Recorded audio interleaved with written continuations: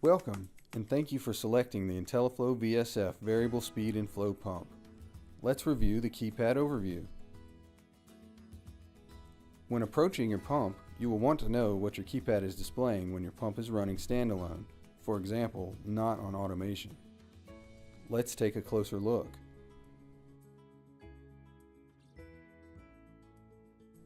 Time will display your current time. Active cursors will display which way you can move in the current menu.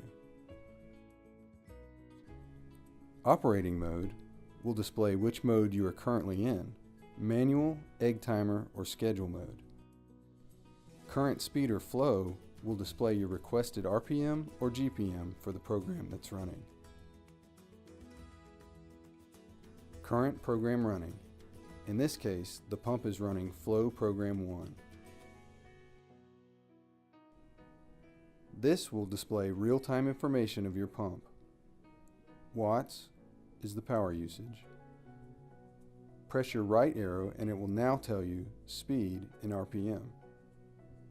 Press your right arrow again and it now displays your flow in GPM. Press your arrow once more and it will display your system pressure in PSI. If you have any further questions, please contact our technical support.